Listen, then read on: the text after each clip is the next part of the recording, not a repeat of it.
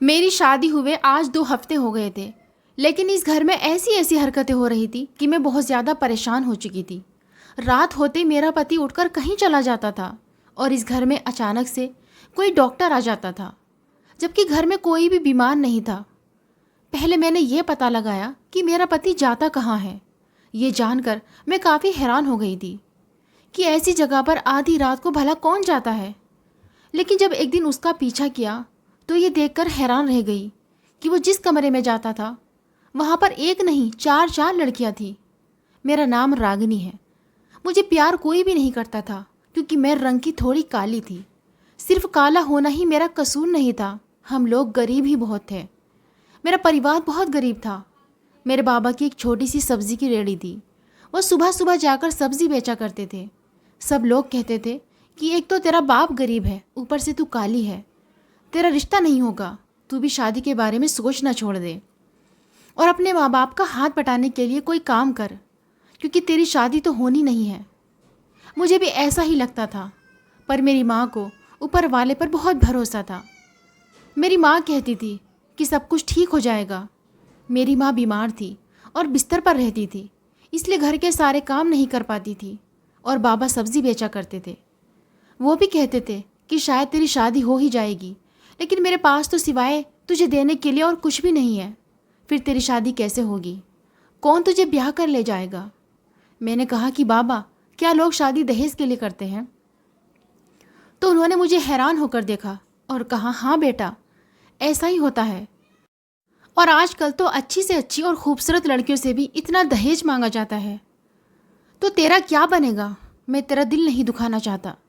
तुझे ये नहीं कहना चाहता कि तेरी वजह से ये सब कुछ हो रहा है। शायद हमारी ही किस्मत बुरी है। मैंने भी अपने दिल से शादी का ख्याल निकाल दिया और मैं बाबा के साथ काम पर जाने लगी।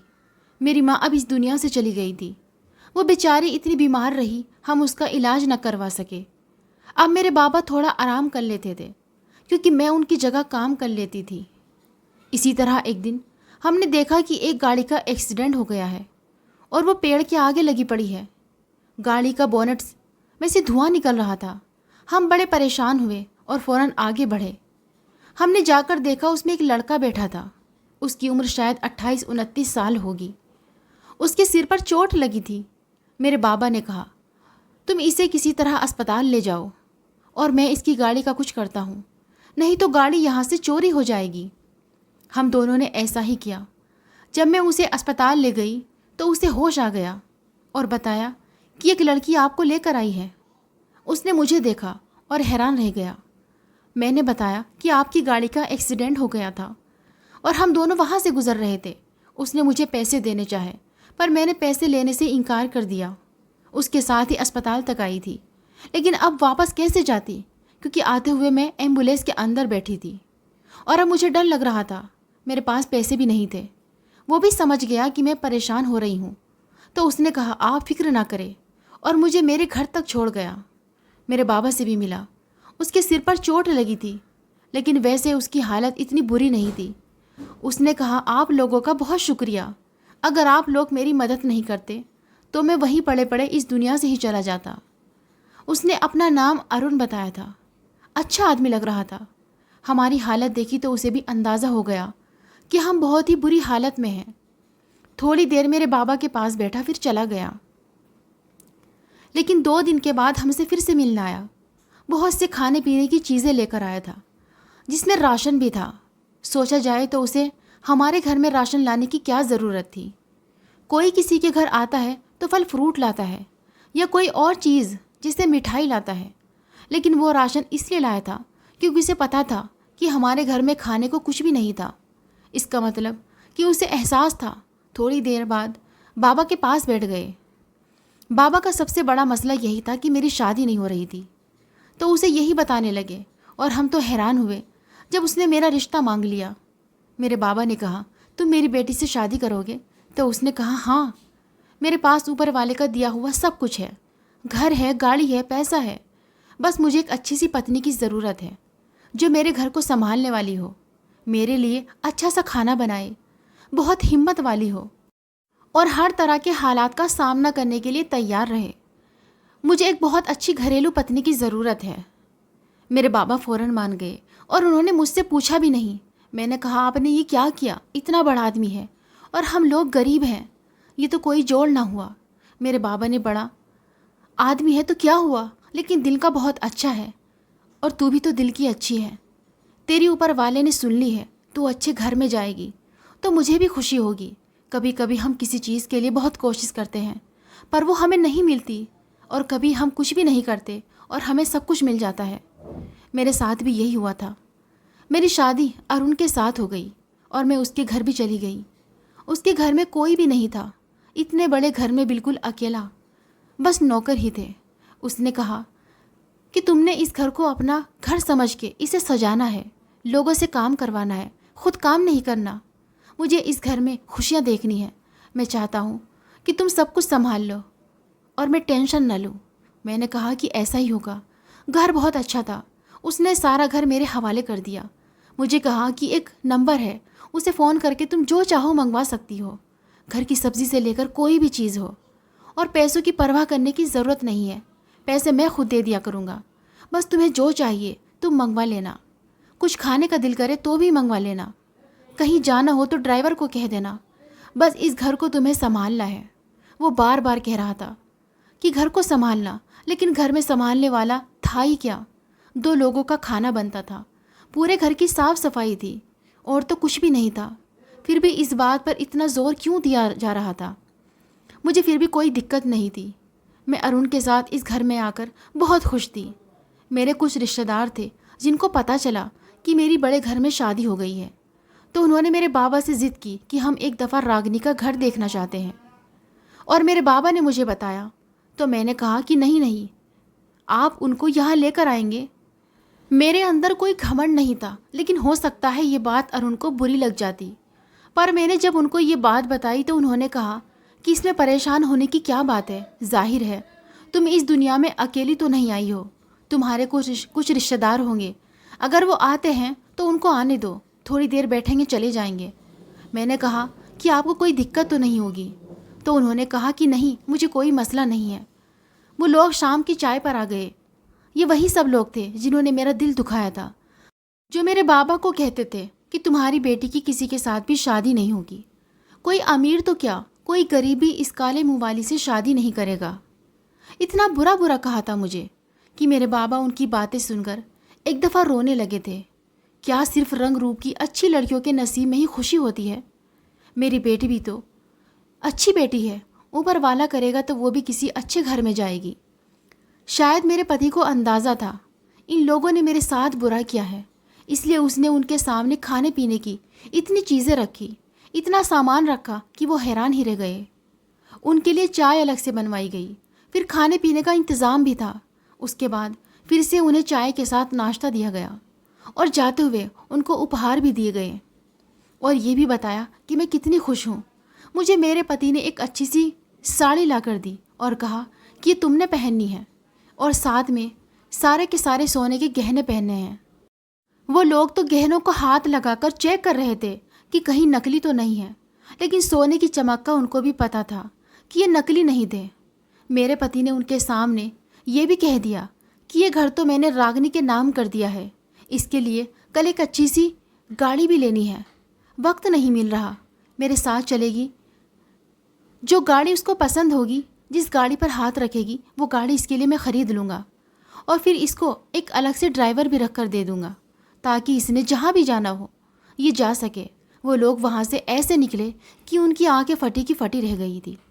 बाद में मैंने अपने पति का शुक्र अदा किया।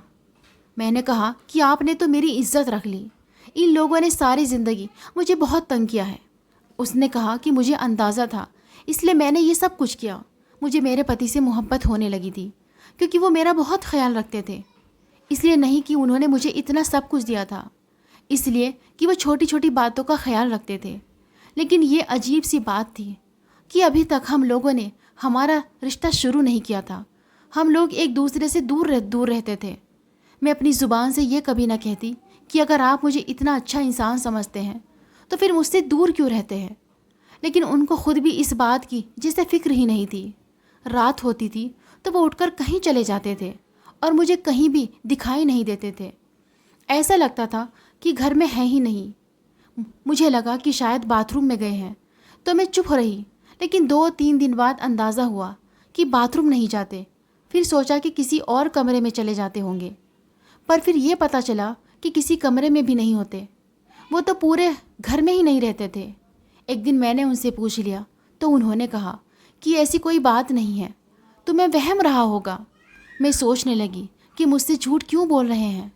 जब एक इंसान इतना अच्छा है तो फिर वो झूठ क्यों बोलता है। बाबा तो कहते थे कि जो झूठ बोलता है वो अच्छा इंसान नहीं होता। मेरे बाबा ने मुझसे पूछा कि वो तुझे खुश तो रखते हैं ना, कहीं ऐसा तो नहीं कि गुस्से में आकर तुझे कोई बात कह देते हो। मैंने कहा कि नहीं, अब तक मेरे पर गुस्सा आया ही नहीं है और बहुत ज़्यादा खुश हैं। आप क्यों फ़िक्र करते हो, सब कुछ बिल्कुल ठीक है। जब मैं बहुत छोटी थी तो मेरे बाबा ने मेरा एक जगह रिश्ता तय कर दिया था। तब मैं इतनी काली नहीं थी। बाद में अचानक से मुझे पता नहीं क्या हो गया था। जहाँ मेरा रिश्ता तय किया गया था वो बाबा का रिश्तेदार ही था, लेकिन काफ़ी दूर का था। उसको भी पता चल गया था कि मेरी शादी एक बड़े सेठ से हो गई है। उन लोगों का कहना था कि हो सकता है, लेकिन जब उसे सारी कहानी सुनने को मिली तो एक दिन वो मुझे बाज़ार में नज़र आ गया। ऐसा लगता था कि मेरे घर से ही मेरा पीछा कर रहा था। जब मैं बाहर निकली और शॉपिंग करने के लिए मार्केट में जाने लगी तो वो मेरे पास आ गया। मैंने उसे देखा और पूछा कि कैसे हो। उसने कहा कि सचमुच तेरी शादी बड़े सेठ से हो गई है। मैंने कहा कि हाँ, क्यों, क्या हुआ। वो कहने लगा कि पर तेरे नसीब कैसे खुल गए, तेरा तो मुंह इतना काला है और तुझको किसी ने अपनी पत्नी बना लिया है। जब रात होती है तो वो तुझे देखकर डर नहीं जाता। अंकित मुझे इसलिए ढूंढ रहा था ताकि मुझे कुछ सुना सके। मैं तो फिर वही मासूम सी रागिनी थी। मैं कुछ न बोली और वो मेरी बेइज्जती करने लगा। लेकिन जैसे ही उसने हद पार की, मेरे ड्राइवर ने उसके मुंह पर थप्पड़ दे मारा और वो भी हैरान रह गया। मैंने ड्राइवर से कहा कि तुम क्या कर रहे हो, छोड़ो उसको। तो उसने कहा कि मालकिन, हमें बड़े से साहब ने हुक्म दिया है कि अगर आपके साथ कोई बदतमीज़ी करे तो उसका यही हाल करे। अंकित डर गया और वहाँ से फ़ौरन चला गया। सारे शहर वालों ने भी देखा कि इस ड्राइवर ने बहुत अच्छा किया है। मैं वहाँ से शॉपिंग करके वापस आ गई और ड्राइवर ने आके ये बात अरुण को बता भी दी। उसने कहा कि तुम्हारे साथ तो लोगों ने बहुत बुरा किया है। रागिनी, तुम कभी पलटकर किसी को जवाब क्यों नहीं देती। मैंने कहा कि मेरे पास था ही क्या जो मैं जवाब देती। न रंग, न रूप, न पढ़ाई, न पैसा, न ख़ानदान, न घर। पर जिनके पास कुछ नहीं होता उनके पास बोलने का हक भी नहीं होता। उसने कहा कि नहीं, अब तुम्हें बहादुर बनना होगा, क्योंकि मैं चाहता हूँ कि तुम बहुत बहादुर बन जाओ। अगर तुम बहादुर नहीं बनोगी तो फिर ये घर। कहना चाहता था लेकिन रुक गया। मैं हैरान हुई कि मेरे बहादुर बनने या ना बनने से इस घर पर क्या असर पड़ेगा। उसने ये क्यों कहा कि अगर तुम बहादुर नहीं बनोगी तो ये घर। क्या कहना चाहता था वो। क्या घर बर्बाद हो जाएगा या इस घर को कैसे संभालोगी। और घर को संभालने में बहादुरी की क्या ज़रूरत है। यहाँ पर तो गार्ड भी था, ड्राइवर भी था। घर को संभालने के लिए एक और आदमी भी रखा गया था जो सारे घर के काम करता था। मेरे पति मुझसे कोई बात छुपा रहे थे, लेकिन वो क्या बात है ये मैं जान नहीं पा रही थी। मुझे ऐसा लगता था कि ये मामूली सी बात नहीं होगी। मेरे दिमाग में ये भी ख्याल आया था कि अब तक अरुण की ज़िंदगी में कोई लड़की क्यों नहीं आई। हो सकता है वो किसी से मोहब्बत करता हो, उसका एक अतीत हो। इससे मुझे कोई फ़र्क नहीं पड़ता था, क्योंकि मेरी माँ कहती थी कि एक मर्द जिस लड़की से शादी करता है उसे अपनी पत्नी बनाता है, अपनी पत्नी का दर्जा देता है। वो उसके लिए सबसे ज़्यादा ख़ास होती है। इसलिए जब भी किसी मर्द की ज़िंदगी में जाओ तो उसकी पत्नी बनना, उसकी दोस्त या गर्लफ्रेंड नहीं। क्योंकि वो जब भी अपनी गर्लफ्रेंड के पास बैठता होगा तो तुम्हारी फ़ौरन सुन लेगा और कहेगा ठीक ठीक है, मैं आता हूँ। लेकिन जब तुम्हारे पास बैठा होगा और उसकी गर्लफ्रेंड उसे फ़ोन करेगी तो वो फ़ोन उठाकर यही कहेगा कि अभी मुझे फ़ोन नहीं करना। और इस छोटी सी हरकत से ही पता चलता है कि कौन कितना ख़ास है। उस वक्त मैंने अपनी माँ से कहा था कि लेकिन फिर ऐसे मर्द के साथ तो रहने का दिल ही ना करे जो शादी तो आपसे करे लेकिन रिश्ता किसी और तरफ से हो। मेरे दिल ने कहा था कि मैं नहीं कहती कि तेरे पति का किसी और के साथ रिश्ता होगा, लेकिन आजकल कोई भी ऐसा नहीं जिसकी ज़िंदगी में कोई ना हो। क्योंकि इंसान किसी न किसी को पसंद कर बैठता है पर उससे शादी नहीं हो पाती है। मुझे नहीं लगता था कि अगर ऐसी कोई बात भी थी तो वो उसे ज़्यादा सोचते होंगे या इसलिए परेशान होंगे कि इस वजह से मेरे पास नहीं आ रहे होंगे, क्योंकि वो मेरे पास तो नहीं आ रहे थे। आपका पति अगर ऐसे आपसे दूर दूर रह रहा हो तो फिर आपके दिमाग में क्या ख्याल आएगा। मुझे लगा था कि शायद वो मुझे पसंद नहीं करते। ऊपर वाले के लिए उन्होंने मुझसे शादी तो कर ली थी, लेकिन मेरे काले रंग रूप की वजह से वो मुझे हाथ नहीं लगाना चाहते थे। एक तो मैं वैसे ही गरीब थी, ऊपर से काली कलूटी थी। शायद इसीलिए वो मेरे पास नहीं आना चाहते थे। मैं ये सोचकर परेशान होने लगी कि फिर इस तरह तो मेरी ज़िंदगी वैसे ही गुजरेगी जैसे किसी और के साथ गुजरती है। बस इतना ही फ़ायदा था कि वो मुंह से ऐसा कुछ नहीं बोलते थे। मैं बहुत परेशान थी और इसी परेशानी में एक दिन मेरा पाँव फिसल गया और मेरे बाजू पर चोट लग गई। उन्होंने फ़ौरन मेरा बाजू पकड़ा और उस पर पट्टी करने लगे। अपने हाथ से मेरा ज़ख्म साफ़ किया और उस पर दवाई लगाई। मैंने कहा कि आप मेरे बाजू पर हाथ लगा रहे थे, आपको अजीब नहीं लग रहा था? तो उन्होंने कहा कि अजीब क्यों लगेगा, और फिर पत्नी हो तुम मेरी, अगर मैं तुम्हारा ख्याल नहीं करूँगा तो कौन करेगा? मैंने कहा कि फिर आप मुझसे दूर दूर क्यों रहते हैं? अरुण, उन्होंने जवाब नहीं दिया। मैंने कुछ दिन बाद उनसे फिर से पूछा। उन्होंने अजीब सी बात कर दी। उन्होंने कहा कि देखो रागिनी, मैं तुमसे झूठ नहीं बोलना चाहता और सच फ़िलहाल मैं तुम्हें बता नहीं सकता हूँ, पर एक दिन सब कुछ बता दूँगा। तुम तब तक इस घर को अपना घर समझो, इस घर में रहो, इस घर को संभालो और अपने आप को बहुत ज़्यादा बहादुर बना लो। इतना बहादुर कि तुम किसी का भी सामना कर सको। और मैं तुमसे वादा करता हूँ कि सारी ज़िंदगी तुम्हारा साथ निभाऊंगा, तुम्हारे साथ रहूँगा। जब मैंने तुम्हें देखा था तो तुम मुझे बहुत बहादुर लड़की लगी थी, जो एक अनजाने में घायल आदमी को अकेले उठाकर अस्पताल ले आई थी और सबसे सही तरीके से बात भी कर रही थी। तुम्हारी आंखों में मैंने ज़रा सा भी डर नहीं देखा था। तुम मुझे अच्छी इंसान भी लगी थी और एक बहादुर औरत भी। इसलिए मैंने तुमसे शादी की, क्योंकि मुझे तुम जैसी औरत की ज़रूरत थी। क्या मतलब था कि ज़रूरत थी? मुझे अपने पति की बातें समझ नहीं आती थी और उनकी हरकतें भी नहीं समझ आती थी, पर रात को उठकर कहीं चला जाता था। इस बात का आखिर क्या मतलब था? वो कहाँ जाता था? एक दिन मैंने उसका पीछा करने का सोचा। पहले मैं नाटक करती रही कि मैं सो गई हूँ। उन्होंने महसूस किया कि जैसे कि मैं सो गई हूँ। वो बिस्तर से उठकर कहीं जाने लगा और उसके बाद मैं भी उसके पीछे चल पड़ी। घर इतना बड़ा था कि उसे पता न चला कि मैं उसके पीछे पीछे थी। मैंने एक दीवार के पीछे छुपकर देखा तो मुझे पता चला कि वो तो एक स्टोर रूम में जा रहा था। लेकिन स्टोर रूम में इस वक्त उसका क्या काम था? मुझे नौकरों ने बताया था कि स्टोर रूम तो बंद ही रहता है, क्योंकि वहाँ पर सारा कबाड़ा पड़ा है। लेकिन स्टोर रूम था बहुत बड़ा, और थोड़ी देर के बाद ये देखकर मैं और भी ज़्यादा हैरान हो गई कि वो तो अंदर चला ही गया था, लेकिन नौकर एक डॉक्टर को भी वहाँ लेकर जा रहा था। स्टोर रूम में डॉक्टर का क्या काम था? क्योंकि डॉक्टर तो किसी मरीज़ के लिए आता है। यहाँ पर मरीज़ कौन था? अब तो मैं और भी ज़्यादा परेशान हो गई थी। उसके बाद डॉक्टर भी अंदर ही था और मेरा पति भी, और दोनों ही बाहर निकल रहे थे। अंदर से उनके बोलने की आवाज़ आ रही थी, लेकिन वो बहुत धीरे बोल रहे थे। मुझे उनकी बात समझ नहीं आ रही थी। थोड़ी देर के बाद नौकर डॉक्टर को लेकर बाहर चला गया और मेरा पति तो जैसे अंदर सो ही गया हो। अब मैं वहाँ खड़ी तो नहीं रह सकती थी, इसलिए वापस कमरे में आ गई।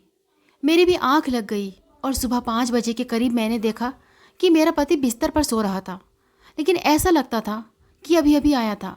मुझे ये तो पता चल गया था कि वो कहाँ जाता है और अंदर जो भी है उसका ताल्लुक डॉक्टर से भी है, लेकिन ये समझ नहीं आ रहा था कि अपने पति से ये बात पूछूं कैसे। एक नौकर से पूछ लिया कि मुझे ज़रा स्टोर रूम की चाबी दे दो, मैंने वहाँ कुछ फालतू सामान रखना है। तो उसने कहा कि आप हमें बता दें, हम रख देंगे, आपको क्या ज़रूरत है ये काम करने की। मैंने कहा कि नहीं, मैं बोर हो रही हूँ, मैं ये काम खुद कर लूँगी, तुम बस मुझे चाबी दे दो। लेकिन वो तो बहाने बनाने लगा, इसलिए उसने इतने बहाने किए कि अरुण वहाँ पर आ गया और उसने ये सब अरुण को भी बता दिया। मैंने बड़ी मुश्किल से मामला संभाला और कहा कि बस मुझे कुछ सामान रखना था। अरुण ने कहा कि तुम सामान इसको दे दो, ये रख देगा। मैंने तुम्हें पहले ही कहा था कि तुम्हें नौकरों से काम करवाना है, खुद काम नहीं करना है। तुम सिर्फ रसोई का काम संभालोगी, उसमें भी मासी तुम्हारी मदद करेगी। इसका मतलब घर के नौकर भी उसके साथ मिले हुए थे। मुझे नौकरों से ये बात कभी भी पता नहीं चल सकती थी कि यहाँ पर क्या हो रहा है। मेरे दिमाग में कोई ऐसी जासूसी नहीं थी। मैं बस पता लगाना चाहती थी कि मेरा पति मुझसे क्या बात छुपा रहा है। वो मेरा पति था, इतना तो मेरा हक था। वक्त इसी तरह गुजरने लगा। मेरा पति रोज़ उठकर कहीं चला जाता, यानी कि स्टोर रूम में ही चला जाता था। मैं उससे पूछ भी नहीं पाती थी कि घर में बार बार डॉक्टर भी आता था, लेकिन मेरा पति बीमार नहीं था, वो बिल्कुल ठीक था, क्योंकि बीमार बंदे का पता चल जाता है। पर एक दिन तो मैं ये देखकर हैरान रह गई कि वो मार्केट गया और उसने वहाँ से बहुत सारी शॉपिंग की, लेकिन वो सारी शॉपिंग उसने कहीं छुपा दी थी। ड्राइवर के मुंह से निकल गया कि साहब को लेकर मार्केट में था। मार्केट में बंदा शॉपिंग करने नहीं जाता है। और फिर वो सामान उसने क्यों छुपा दिया? ऐसा क्या ख़रीदा था उसने जो वो छुपा रहा था और मुझे भी दिखाना नहीं चाहता था? मैंने अपने बाबा को ये तो सब कुछ नहीं बताया, लेकिन मुझे ऐसा लगता था जैसे कोई बात है, जैसे कोई मजबूरी थी जिसकी वजह से उन्होंने मुझसे शादी की है और अब वो बात मुझसे छुपा रहे हैं। क्योंकि वो मुझसे शादी क्यों करते हैं? उनको तो कोई भी अमीर लड़की मिल सकती थी, सुंदर से सुंदर मिल सकती थी। इतने अमीर बंदे से शादी करने के लिए तो कोई भी लड़की तैयार हो जाएगी। लड़कियां तो ऐसे लोगों से शादी करने के लिए बिल्कुल तैयार रहती हैं जिनके पास पैसे ज़्यादा हों। वो तो शक्ल भी नहीं दिखती, उम्र भी नहीं देखती। फिर उन्होंने मुझे ही अपनी पत्नी क्यों बनाया था? अब मेरे दिमाग में इतने ज़्यादा सवाल हो गए थे कि जवाब जानना बहुत ज़रूरी था। मैंने सोच लिया था कि मैं भी उनके पीछे पीछे स्टोर रूम में चली जाऊंगी, लेकिन उससे पहले मुझे बहुत अक्लमंदी से एक प्लान बनाने की ज़रूरत थी। एक दिन वो रात को उठे और स्टोर रूम में चले गए। मैं उनके पीछे पीछे ही थी और अब बाहर खड़ी थी। मैं अंदर जाना चाहती थी। मुझे एक झटके से अंदर जाना था, क्योंकि इसके अलावा और मेरे पास कोई तरीका नहीं था। और मुझे देखा था कि अंदर क्या हो रहा है, पर मुझे डर भी लग रहा था। डर इस बात का था कि कहीं वो मुझसे नाराज़ ना हो जाए कि तुम मेरे पीछे पीछे क्यों आई हो, मेरी जासूसी कर रही हो।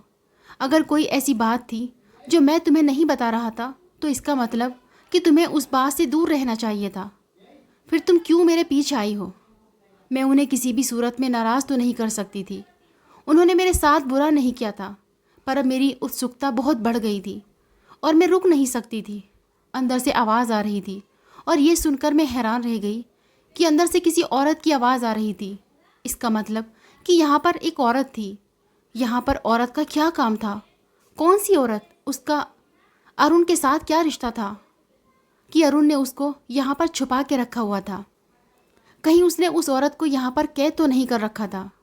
कहीं ऐसी बात तो नहीं थी कि उसने किसी के साथ बुरा किया था? और जैसा वो नज़र आता था वैसा बिल्कुल भी नहीं था।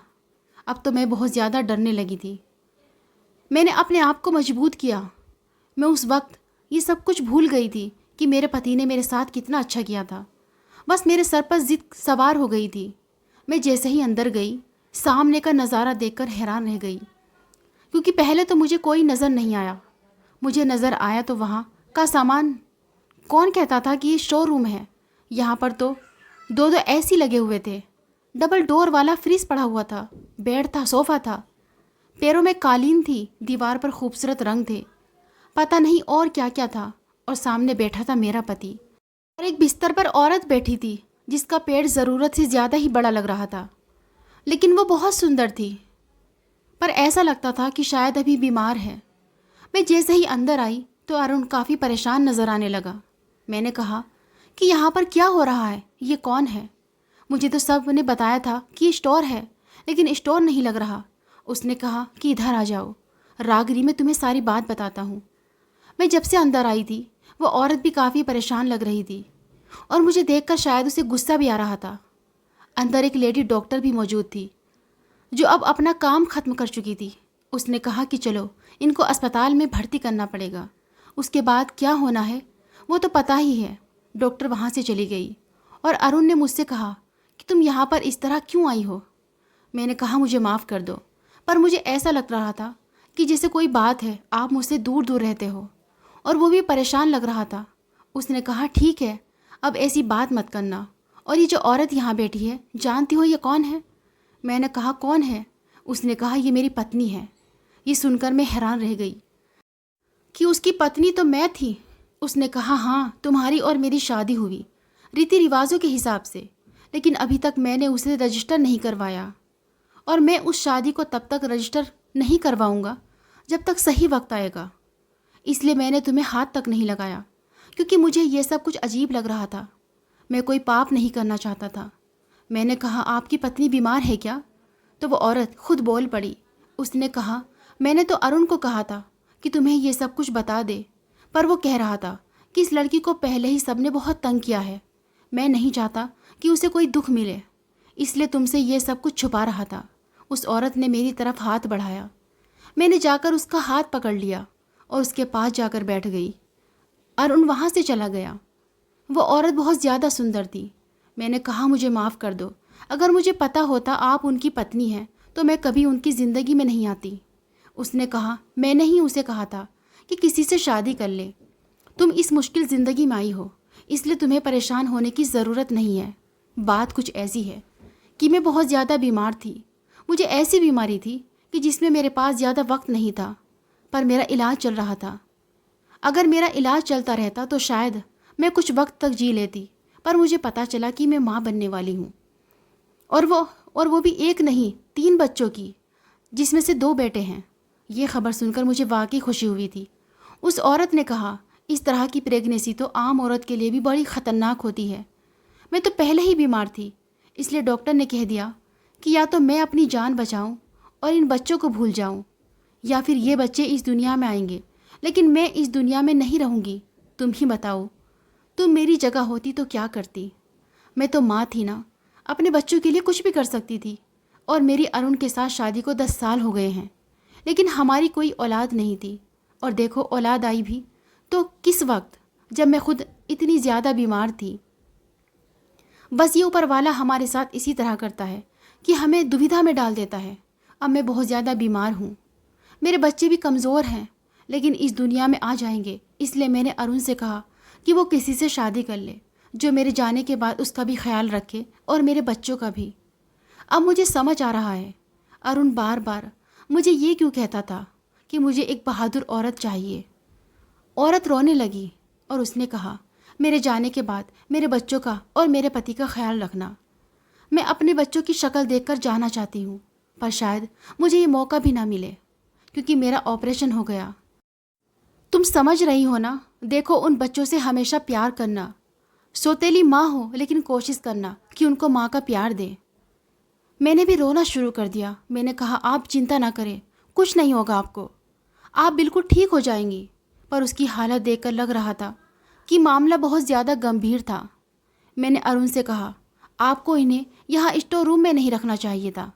आप मुझे बता देते, ऊपर वाले की कसम मैं कुछ भी ना कहती। उसके बाद उनको कमरे में ले आइए, और मैं भी उनका दिन रात ख्याल करती थी। बच्चे इस दुनिया में आ गए। उन्होंने अपने बच्चों को देखा, गोद में उठाया और बच्चों के साथ पूरे 2 महीने भी गुजार दिए। फिर वो इस दुनिया से चली गई। मुझे इस बात का सबसे ज़्यादा दुख है। आज वो बच्चे मेरे पास हैं, मैं ही उनकी माँ हूँ, उनको संभालती हूँ। अरुण ने मुझे 2 नौकरानियाँ भी रख कर दी हैं ताकि मुझे ज़्यादा मसला ना हो और मुझे इतना मुश्किल नहीं होता है। लेकिन जब तक बच्चे सुकून से नहीं सोते, खा पी नहीं लेते हैं, मैं आराम नहीं करती, क्योंकि मुझे आराम आता ही नहीं है। उन्होंने जाते जाते मुझसे वादा किया था कि मैं हमेशा उनके बच्चों का और अरुण का बहुत ख्याल रखूँगी। अब मैं और अरुण पति पत्नी की तरह रहते हैं। वो कोशिश करते हैं कि अपनी पहली पत्नी को याद ना करें, लेकिन अगर कोई बात कर लेते तो मुझे बुरा नहीं लगता है।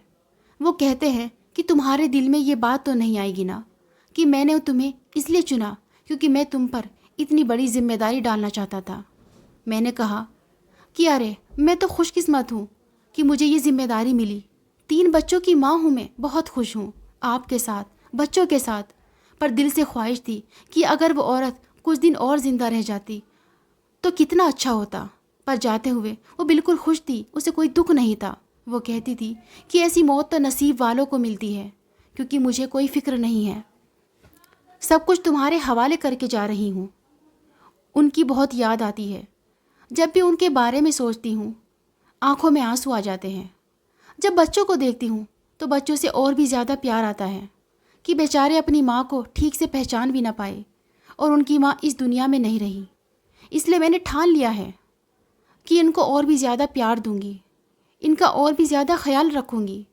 मेरे बाबा को भी मैंने सब कुछ बता दिया। वो भी कहते हैं कि ऊपर वाला तुझे हिम्मत दे, और ऊपर वाला मुझे हिम्मत देता है।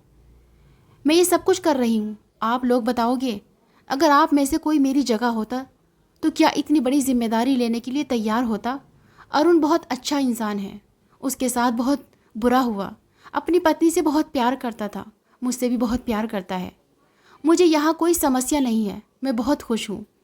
दोस्तों, वीडियो कैसा लगा कमेंट करके ज़रूर बताइए। अगर आपको हमारी आज की कहानी पसंद आई है तो इसे लाइक करें और अपने दोस्तों के साथ शेयर करें। और हाँ, चैनल पर नए हैं तो प्लीज़ चैनल को ज़रूर सब्सक्राइब करें।